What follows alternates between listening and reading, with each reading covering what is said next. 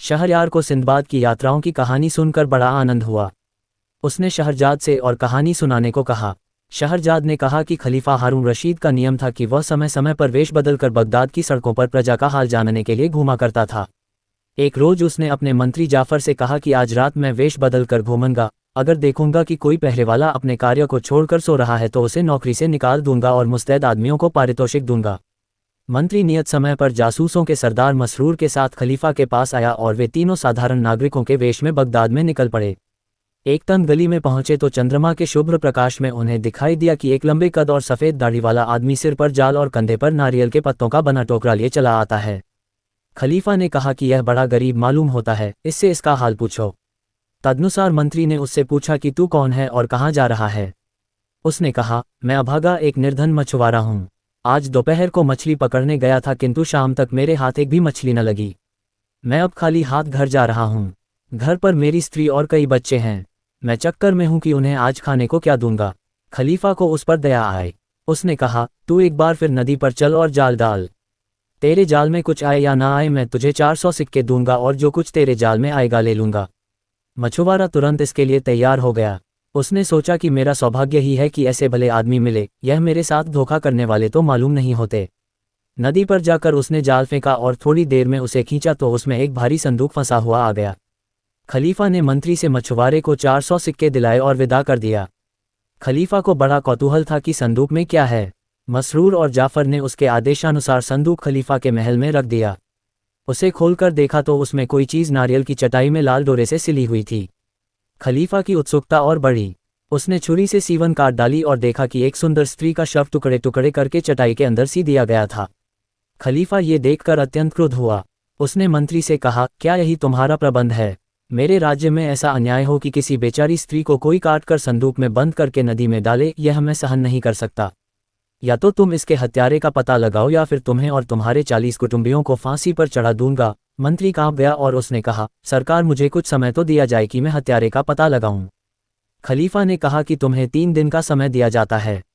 मंत्री जाफर अत्यंत शोकाकुल होकर अपने भवन में आया और सोचने लगा कि 3 दिन में हत्यारे का पता कैसे लग सकता है, और पता लगा भी तो इसका प्रमाण कहाँ मिलेगा कि यही हत्यारा है। हत्यारा तो कब का नगर छोड़ भी चुका होगा। क्या करूं? क्या किसी आदमी पर जो पहले ही कारागार में है इस हत्या का अभियोग लगा दूं? किंतु ये बड़ा अन्याय बल्कि मेरा अपराध होगा कि मैं जानबूझकर किसी निरपराध को दंड दिलवाऊं। कयामत में भगवान को क्या मुंह दिखाऊंगा। मंत्री ने सारे सिपाहियों हवलदारों को आज्ञा दी कि स्त्री के हत्यारे की 3 दिन में खोज करो, वरना मैं मारा जाऊंगा और मेरे साथ मेरे कुटुंब के 40 व्यक्ति भी फांसी पाएंगे। वे बेचारे 3 दिन तक घर घर जाकर हत्यारे की खोज करते रहे किंतु हत्यारे का कहीं पता न चला। 3 दिन बीत जाने पर खलीफा के आदेश पर जल्लाद जाफर और उसके 40 कुटुंबियों को पकड़ कर ले आया और खलीफा के सामने हाजिर कर दिया।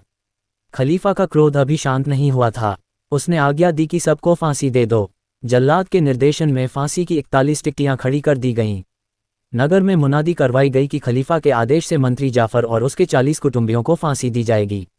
जो आकर देखना चाहता है देख ले। सारे नगर में यह मालूम हो गया कि किस अपराध पर मंत्री और उसके कुटुंबी फांसी पर चढ़ाए जा रहे हैं। कुछ समय के बाद मंत्री और उसके 40 कुटुंबियों को टिकटियों के नीचे लाया गया और उनकी गर्दनों में रस्सी के फंदे डाल दिए गए। वहां पर बड़ी भारी भीड़ जमा हो गई। बगदाद के निवासी मंत्री को उसके शील और न्यायप्रियता के कारण बहुत चाहते थे।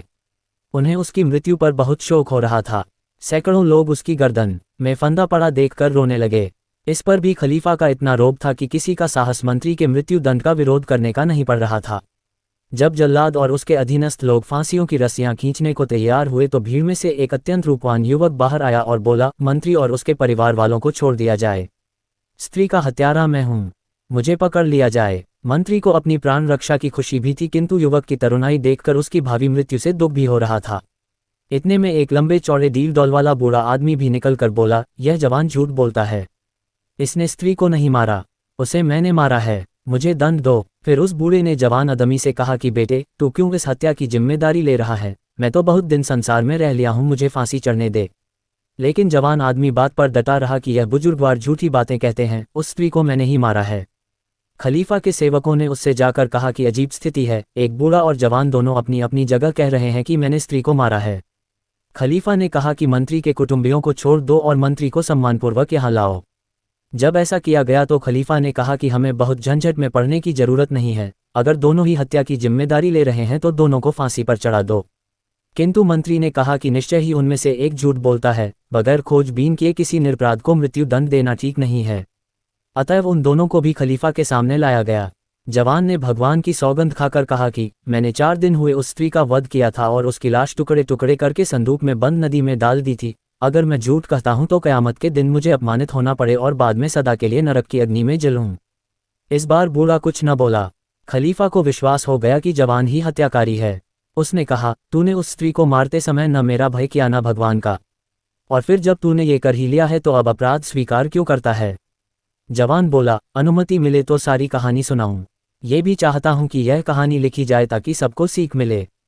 खलीफा ने कहा, ऐसा ही हो।